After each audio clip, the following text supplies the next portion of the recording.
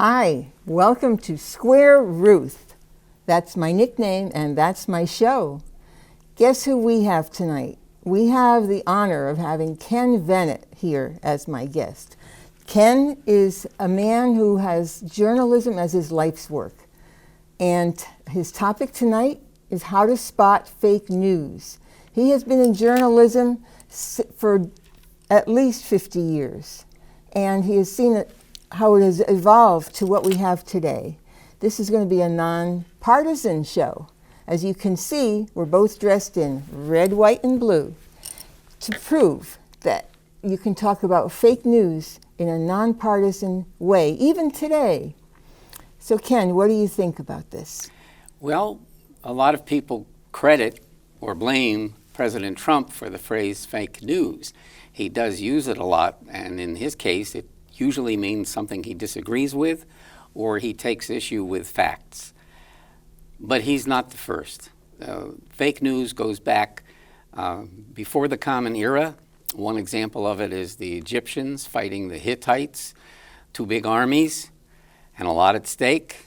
And the Egyptians planted people in the Hittite communities, villages, and even within the army to spread the word that there had been a very big battle and the Hittites suffered a really big loss.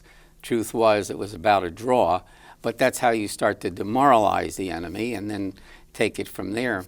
So since that happened a couple thousand years ago, many governments exercise the same kind of authoritarian influence by spreading rumors not only with the enemy, but within their own people. An example in just recent times, China would not let anyone say that they were having an epidemic. And there were doctors who were actually experiencing it. Two of them came down with it. And for speaking about it, they were punished. The people in China do not have a free press. And as a matter of fact, the free press is rare on this planet. We have a free press. It may not always live up to the ideals that one might hope for, but by and large, it is serving as the watchdog, the fourth estate, executive, judicial, legislative, and then this other thing we call the watchdog. So we're blessed with the First Amendment. There are some countries that have said many times, we want that First Amendment. We just don't want Americans. Boy. Well, and the free press is affected by social media, where I can pick up my cell phone and I can contact the entire world. And there's no control over that part of the press.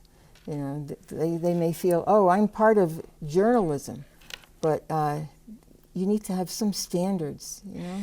Well, journalism is not licensed like a doctor or a lawyer. I'm a member and have been since 1964 of the Society of Professional Journalists. And sometimes I get into debates like, what's a society, what's a professional, and what's a journalist? And we actually don't have a common definition. And in some respects, we don't really need one.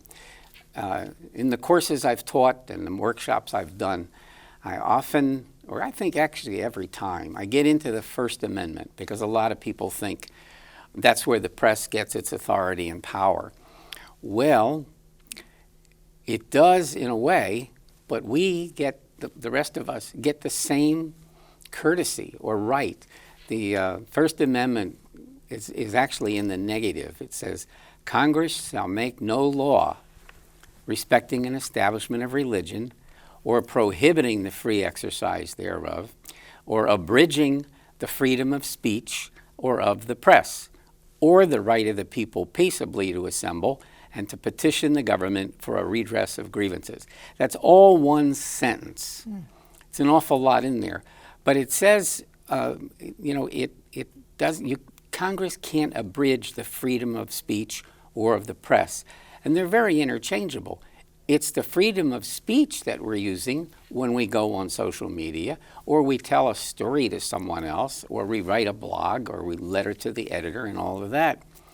And the press is a formal institution in a sense because it's a medium. It's a communications system. But it doesn't have any more rights than free speech gives it. We have certain provisions that we respect as the work of the press, but in times of security issues, we come up with ordinances and acts and other things that become treasonous if you say things. People of a certain age in Connecticut, if they lived through World War II here, there was an expression, loose lips sink ships. Well, there were battles around Long Island Sound. In fact, there's a Nazi submarine off of New London Harbor and another one off Block Island. It's very hard for you to find anything in the archives because the press didn't report it and people were told, don't talk about it. The Army, the military had tremendous cooperation from the press in World War II. That same cooperation in Vietnam existed to a point. And then Walter Cronkite, the most trusted man in America, supposedly went over there, and he had a different story when he spoke directly to the people involved. And as Lyndon Johnson said from the Oval Office, I think we just lost the war because Walter Cronkite says we are losing. So it's a powerful instrument. It's no longer the press, really, which refers to a printing press, but we all are entitled to report the news in one form or another. Now, someone may not trust us because they're assuming we're amateurs, but that's not necessarily the case. I know the adversarial aspect is very powerful right now, and it affects anyone in journalism. I have a feeling that you could solve a lot of this by seeking out the opposite opinion from your own. I was in debate in high school, and we had to do switch sides debate. And it's so healthy to seek out the opposite opinion. In fact, you mentioned that op-ed columns should have the one side and the other side, ideally, side by side, yeah, because it's so good for a person's mind. There are some newspapers that present that. They'll say from the left, from the right. I like to see balance. And in fact, in the heyday of Action News, we really did try to get both sides of a story. Now, there's an artificiality involved in some of it. You've heard what used to be called man on the street interviews or person on the street. Somehow, they were always balanced. You had 1 for and 1 against, or 2 for and 2 against. Well, that's out of maybe 15 or 20 people interviewed, and the media would always try to balance it. But some things aren't balanced. And the trick is, how can I tell when I'm getting this artificial balance as opposed to the way things really are? And one of the ways we talk about objectivity in journalism, and some years back they started coming up with research that said, you can't be objective. We're all human. Whether it's 5149 or 50.000, one prevails over the other as human beings. Well, in journalism, we strive for objectivity, or at least that's part of the principles. What I'm seeing now is objectivity once was what was in the news. When we put something on television, network or local, if it was analysis, we put up the word analysis or commentary. Opinions were labeled as editorials, for example. Today, what I've seen is opinion has infiltrated the news columns and the news stories. Not everywhere, not every time. I personally believe, in Connecticut, having watched all the stations, I think the Connecticut media are quite objective. And to a great extent, if there is an opinion, especially in the printed media, it's labeled as such. And it can be an adjective, and it can be a visual.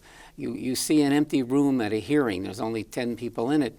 You hold the same hearing in a smaller room, and it looks like you had a crowd. So we have all kinds of ways to be persuasive and to make something look the way we want it to look, a little bit of a distortion of reality at times. Oh, I knew that in 1972. I was teaching in West Haven, and the teacher next to me was an 8th grade social studies teacher.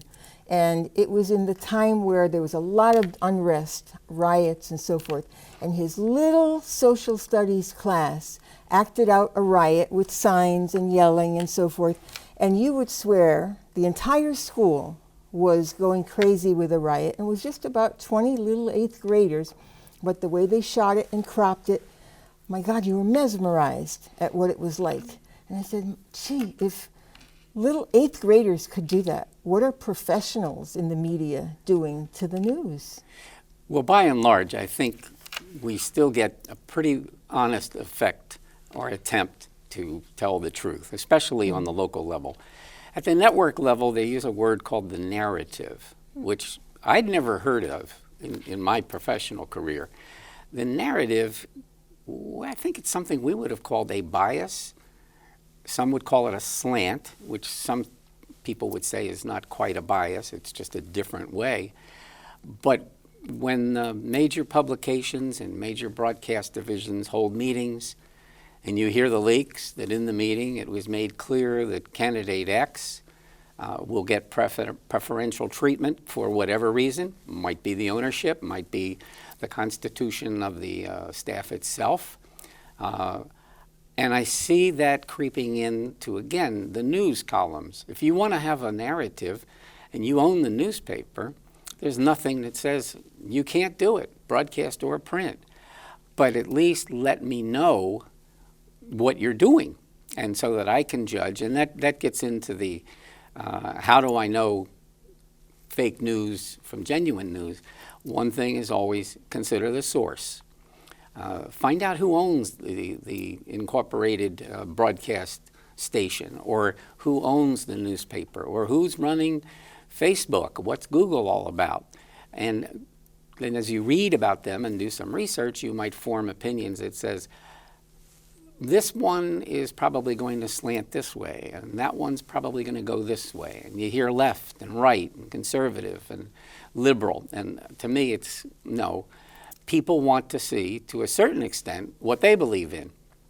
Other people say, well, I want to know what I believe in, but I want to know the truth, what is really happening. And when you start looking into fact-checking, which is supposedly being done, sometimes you get a very different narrative. We talked beforehand about places where it wasn't intentional to get it wrong, but sometimes things move too fast. And I like to cite the Gabby Gifford shooting. I think 19 people were shot that day. And one reporter for a radio news operation, the network, interviewed an eyewitness. And by the way, eyewitnesses are notorious for being wrong, as the police will tell you. But the eyewitness was asked, did you see it? What happened? And she said, yes, I saw it, and she must be dead. I saw the blood in her head and this, that, and the other thing. Her answer was, she must be dead. Well, the audio clip went out over that radio network, and then other networks, including NPR, which is probably one of the most trustworthy news reporting mechanisms. And they were quoting, according to Network X, blah, blah, blah. And this is a phenomenon I see. If it's in the New York Times or the Washington Post or some other media, I see other media quoting it as if it's a fact. It is a fact that something was stated in another medium, but we don't know the original fact. It's like Wikipedia. When my students wanted to use Wikipedia for research, normally, I guess teachers are supposed to say, no, it's not valid. Well, it's valid to a point, but where it has some value is the bottom of the page, the footnotes, where they cite the original source. And I would tell them, go to the original source. If it's a story about a budget for the Pentagon, go to the Pentagon site and see what they asked for, see what they got. And it takes a little more time, and a lot of people today will say, I just don't have the time to do that. But if you know who is behind a medium and what they might possibly be trying to create in their narrative, you can decide whether that is something you want to watch or read, or it's not. Or in my case, I watch everything. I purposely watch everything. And I sometimes play a little game. I try to figure out, after a major speech, which network, which newspaper is going to have which headline, or which part of that speech is going to be what they do first, and maybe leave out other things. And it's quite interesting. It's known in the business, but people can do it as content analysis. You look at what is the content, a speech, and you analyze how was that speech reported. And in some cases, you've seen it, news conferences were supposed to be about one topic, and the reporters want to talk about other things, and sometimes you just miss what the original topic was. So I love the press. I'm very proud to say I'm in those journalism halls of fame, but I played by rules to this day that are based on facts and accuracy. Well, that's so important. And to say to yourself, well, I'm not going to be able to figure out what fake news is. I'll just go by what I think is fake and just do the best I can. I can imagine that people that take your adult ed course coming up during this election year are going to get a real dose of how to judge how different stations and media cover all these different things leading up to the election. That sounds like an exciting course you told me about. It is. It's a part of Hamden, North Haven adult education. It's in the planning stage, but looks good. And it's a 7-week weekly course, 2 hours each on Wednesday night. And the last class meeting is the night after the election. I mean, the timing is incredible. But we're going to take a look at not only the election coverage, but news in general for those 7 weeks. And we'll analyze them. We'll do a content analysis. We'll take a look. And in some cases, we might show part of an original speech or an original event, and then they can find out for themselves what happened. I'd like to cite the Covington Catholic School in Kentucky, which is relatively recent. This is where a bunch of people, young people from the school, went to Washington, and they were protesting abortion. And they happened to be wearing, several of them, the MAGA hat, Make America Great Again. And as they were there were two groups that approached them. One was called the Black Hebrews, and the other wasn't really a group. It was a Native American there were some other Native Americans there, but this one happened to go up.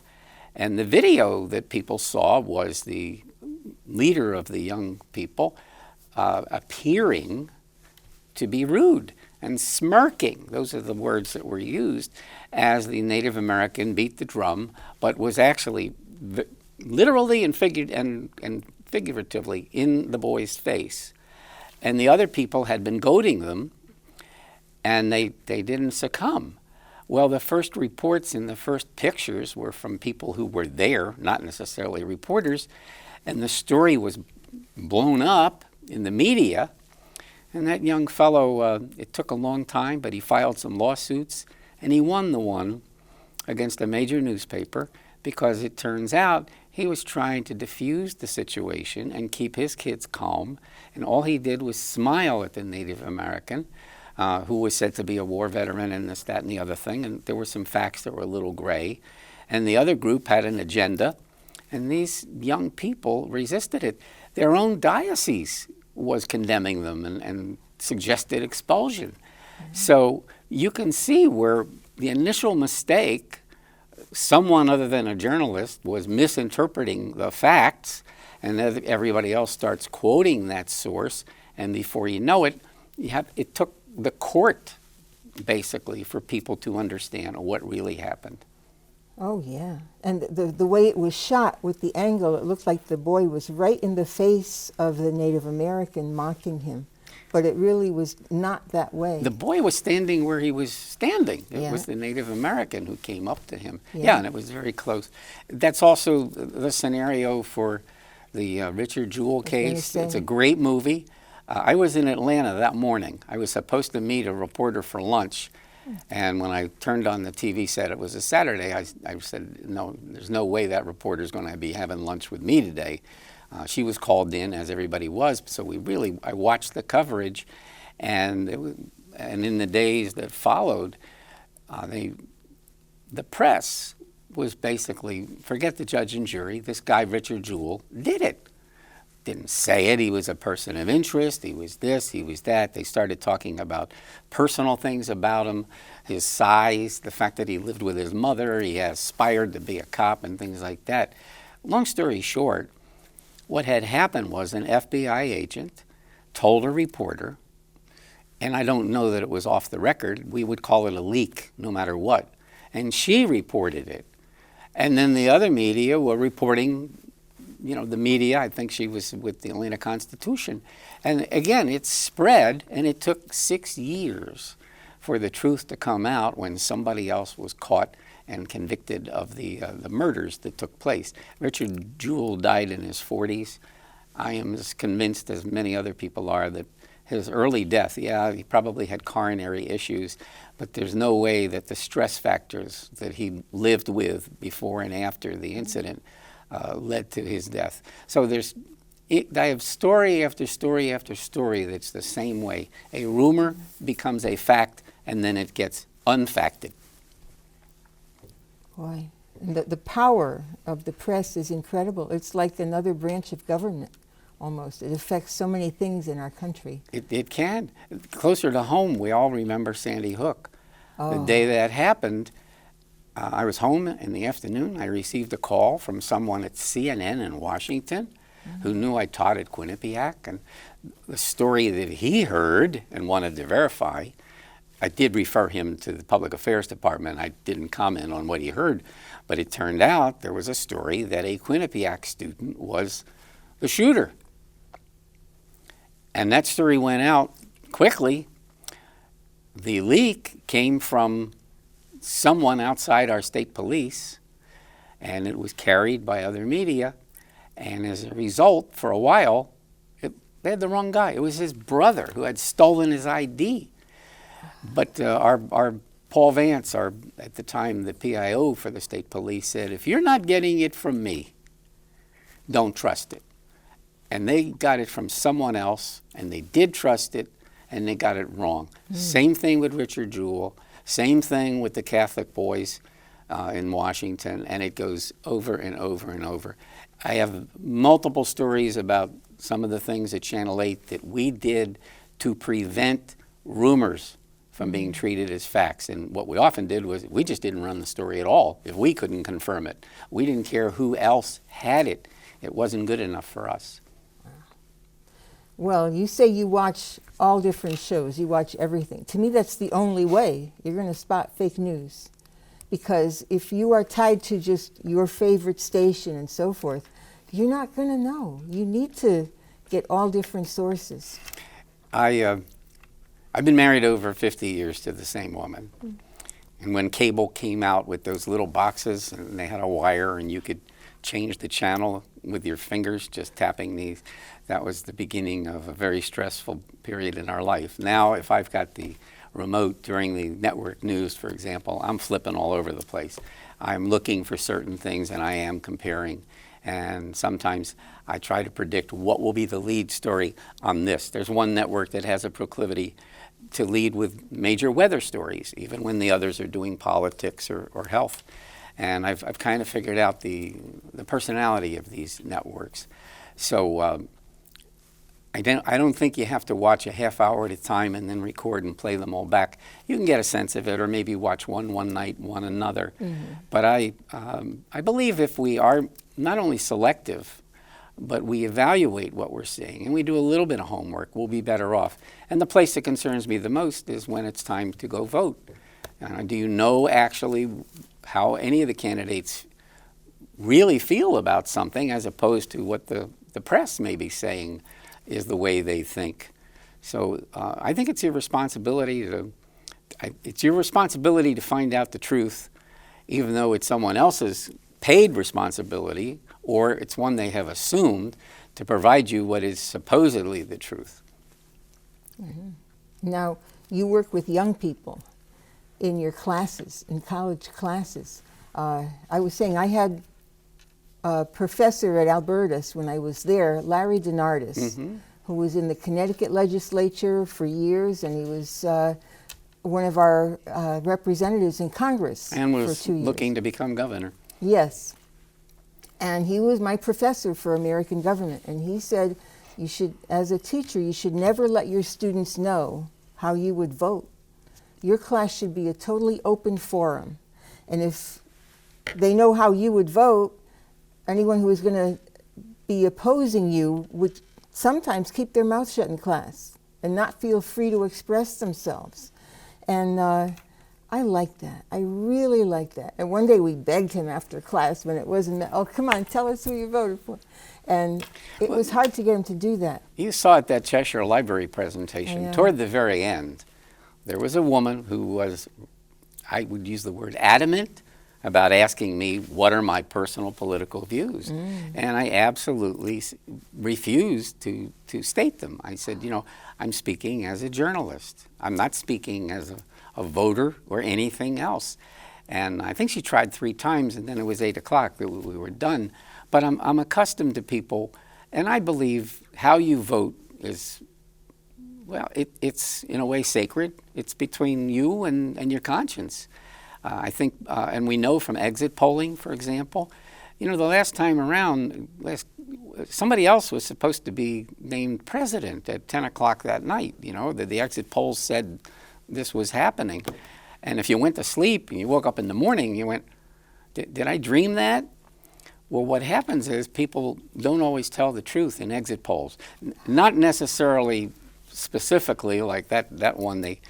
I mean, it is said people didn't want to admit who they had voted for because it's too much of a hassle.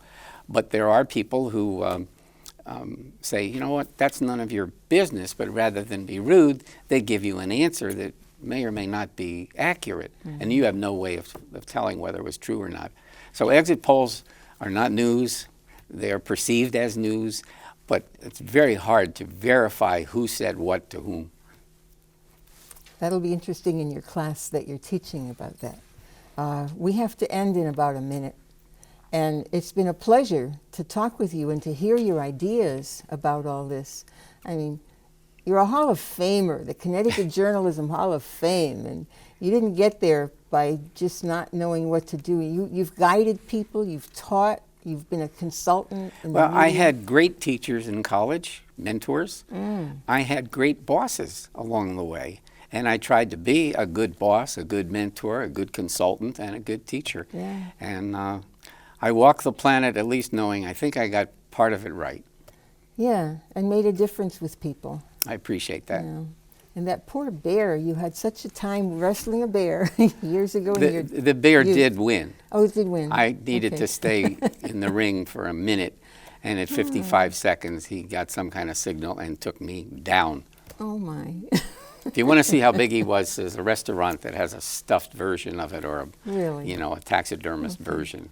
And I showed it to my grandkids, and they went, "You wrestled that?" And I said, "Well, not that one, but yeah, it was a bear." Oh, gee. Well, when I researched you and I found out you had a connection with a bear, I said, "Oh, this is going to be an interesting discussion." Yeah, it's not my crowning achievement. No, but you have many crowning achievements. But you're a holistic person, and it's a beautiful thing to see. Thank you very, very My much pleasure. for being here tonight and sharing your wisdom. It was a pleasure to interview you. I appreciate it. Pleasure was mine. And thank you for watching and being with us tonight and being part of this learning experience. And we'll see you next time on Square Ruth.